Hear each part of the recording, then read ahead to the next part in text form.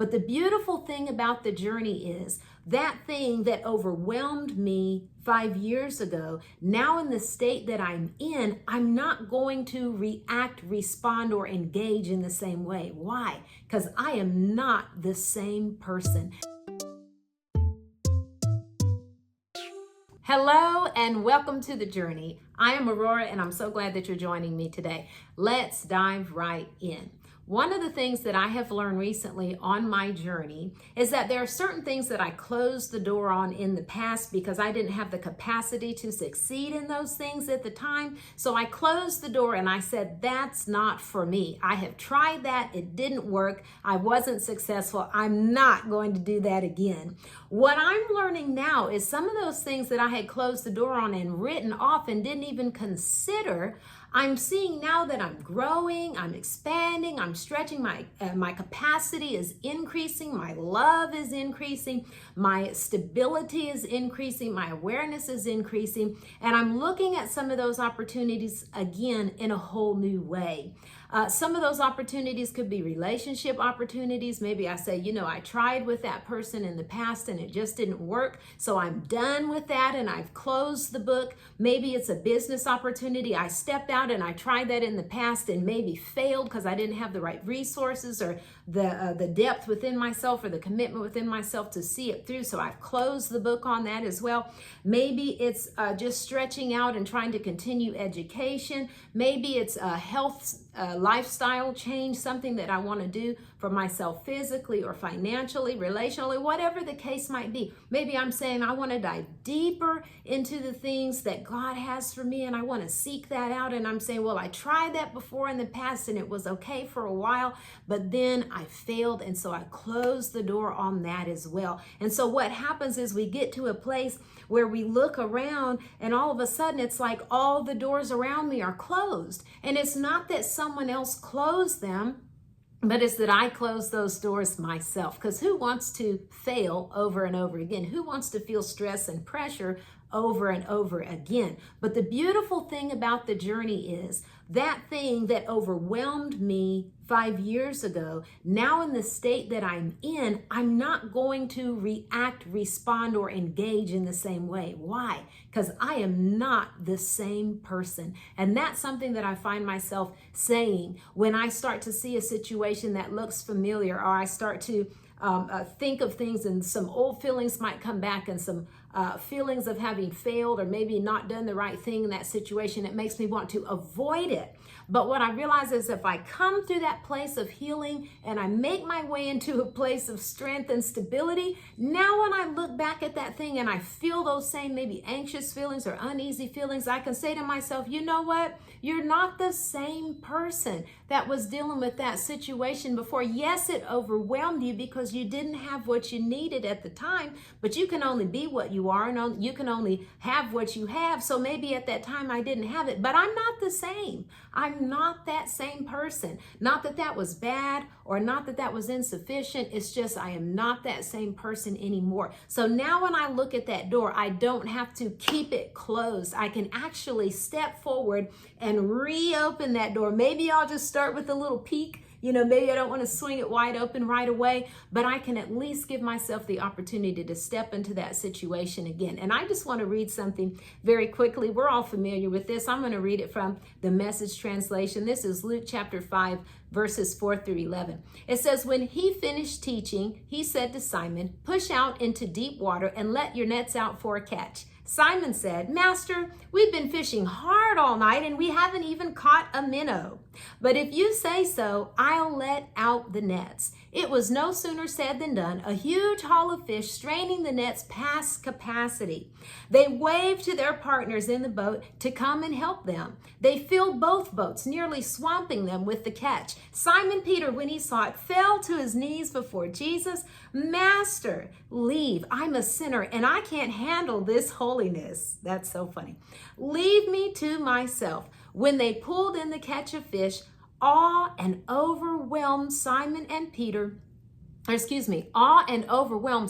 everyone with him. It was the same with James and John. Zebedee's sons, co-workers with Simon. Jesus said to Simon, "There is nothing to fear. From now on, you'll be fishing for men and women." They pulled their boats upon the beach, left them, nets and all, and followed him. Isn't that fantastic? Peter says, Jesus, not just that they've been fishing, but he said, we've been fishing hard all night. Isn't that something? And I've told myself that before. You know what? I have tried that and I was hurt so bad, or I tried that and I was so disappointed. I tried that and I just was not appreciated and it just didn't work. And I'm not going to do that again. Not just did I try, but I tried hard. Maybe I tried long, whatever the case might have been. And that's the same thing that Peter was saying to Jesus. I tried that already. But isn't it beautiful that Peter didn't stop there? He acknowledged the limits to his capacity, but he also acknowledged his master. He also acknowledged his teacher and said, but you know what? If this is what you want me to do, I'll go ahead and do it. And you know, I have had those conversations with Jesus like that. It's like, Lord, I really don't want to do that. I have done that before and I can still feel the pain. I can still smell the burn. I can smell the singe in my hair still from that situation, and I don't want to do it again. But I could feel this comforting love,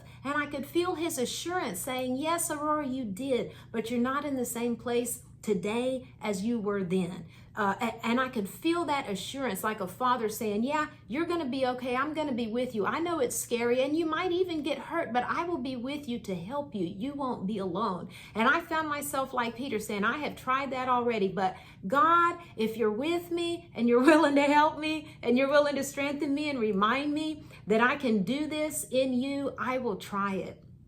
I will step out and I will do it again. And so Peter was willing to do that. And you know what's funny is what happened when they caught this overwhelming load of fish. They were pushed past capacity. Isn't that funny?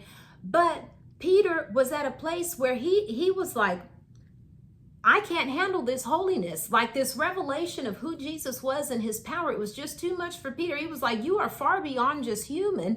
And he just had this awe that struck him to where he fell down and said, please leave from me. I can't handle this holiness. That's how the Message translation puts it. But when we do things and we push past our capacity, or at least what we feel that our capacity is, and we do it from a place of knowing that God has brought us along in this journey, he's brought us to a broader place, a place of more stability, a place of more confidence, a place of more passion, a place of more strength. And we know that he is the one who has carried us through to this place. And we come through and we try that thing again and we see some different results. Maybe they won't be perfect. Maybe they're not an overwhelming flow like Peter and the other disciples had. Maybe it's just a little bit better. And you know what? That is something that could cause us to step back and say, wow, look what God is doing in me. Isn't that amazing? Look what he is birthing in me. Look how he's been with me. Look how he hasn't left me. Even back when I look back and I think, you know, I really didn't feel as though he was with me quite as strongly, even though I know that he was in my head, but the awareness wasn't there. But now I'm looking and I'm saying, Lord, I know you're with me in this. And the fact that I was able to push past capacity and have a different result lets me know that you are awesome. You are holy. And it makes my heart open up and just want to worship him and honor him and thank him for who he is and what he's been doing in me. And so that's the experience that Peter had. But what's amazing is you go down to the bottom. And Jesus tells Peter, he said, there's nothing to fear. Isn't that wonderful? Peter's hopping down, go away from me, Lord. I can't handle your holiness. And Jesus is saying, there's nothing to fear. That reaction was not necessary. He didn't have to tell Jesus, go away and leave me. I'm sure it was wonderful for him to acknowledge Jesus, but he didn't have to try to send Jesus away. Jesus is saying, there's nothing to fear. From now on, you'll be fishing for men and women, or as we might know that better, you will be fishers of men. They pulled their boats up on the beach, left them, nets and all, and followed him. Isn't this amazing? When they were willing to reopen a closed door, to try again, and came to a place where they saw that their capacity was even stretched by this catch of fish that Jesus blessed them to receive, Jesus gave them a new assignment. They had been fishermen. This was their job. This is what they did for a living. But Jesus said he didn't negate the fact that they were fishermen, and we'll see that they did fish later on. But he says, I'm giving you a new assignment. I'm bringing you into something new. And this statement opened up for him because he was willing to push out and try something again. He was willing to open up a closed door. So I just wanted to hop on here and just let you know it's okay. If you felt like that situation overwhelmed you, that relationship overwhelmed you, whatever that opportunity was, you may have failed at, whatever the case was, that's okay. That happened at the time. There's no negating that. Yes, it did. And yes, it hurt. And yes, it may have been embarrassing.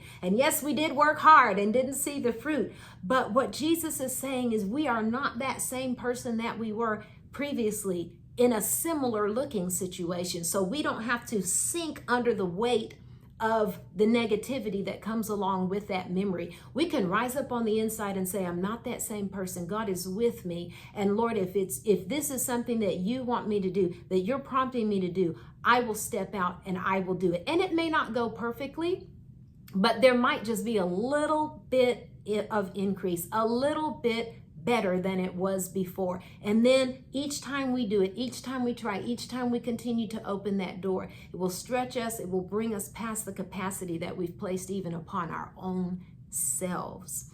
I just want to share this really quick story. I thought this was funny, and I know we've all heard this before, but it's a story about the circus trainer, and he had the elephant on a little tiny rope tied around his ankle, and everybody knows how big an elephant is. It's not a biology class, so we won't go into that. They're really big. And the trainer had the elephant on this little tiny rope tied around the elephant's ankle, which was simply stuck into the ground with a stake. And so someone asked the trainer, how do you keep the elephant from running away? There's nothing holding him but this little tiny rope and this stake in the ground. So the trainer said what they did is when the elephant was a baby, they took the rope and tied it around his ankle in the same way, and they drove the stake into the ground. Well, at that time, the elephant couldn't get away. He was small enough to where the rope was strong, and it was stronger than his ability to get free. And so the elephant, as he grew, his mind was trained to think, this rope is too strong for me. I can't go anywhere. So in his mind, he closed the door on getting free. And as we know, an elephant is definitely strong enough to break free from a little rope tied around his ankle, driven into the ground on a stake. That could not hold an elephant that is free in his mind. It can hold an elephant that has closed the door. Why? Because I tried that before and it didn't work. So I just want to encourage you. Yes, in the past, that situation was overwhelming. That situation did overtake us, and that's understandable. And it left some residue. It left some negative feelings and negative memories, but we are not the same person. We have been on a journey, and God has been with us, and he's been bringing us into a place of increased capacity. We've grown bigger on the inside. We've grown stronger on the inside. We've realized that we can do things that are hard and survive, not just survive, but win and come out on top and be victorious. So he's drawing us into that place to where we'll open up that door again, and it'll bring us into a whole new element of life. For these disciples, it brought them into a divine calling that God had for them. And the same is with us. Whatever it is, whatever that unique thing is that God has in our plan, in our path, in our future, he brings us into that when we're willing to open the door again, because we need to see that God is big enough on the inside of us, and the work that he's doing within us in making us into the person that he originally designed us to be. It is enough to hold us. It is enough to carry us, and it is enough to be successful and to be able to overcome, even in situations that overcame us in the past. So be blessed, be strengthened, go forward, overcome. Maybe open up that door to that relationship. You said, I just couldn't handle that cousin. She was just too much for me. I couldn't handle that brother. He just got on all my nerves, and I just couldn't stand to be around him. Well, you're not the same person that you were back then. Maybe give that relationship a try. Don't swing the door wide open. Just crack it open a little bit and see what happens. Take advantage of that opportunity. Take advantage of that open door and see what happens, and see if God won't stand up and show you that increased capacity on the inside. Thank you so much for joining me today. We care about you. We pray God's best for you, and we hope that we'll see you again next time. God bless you. Bye-bye.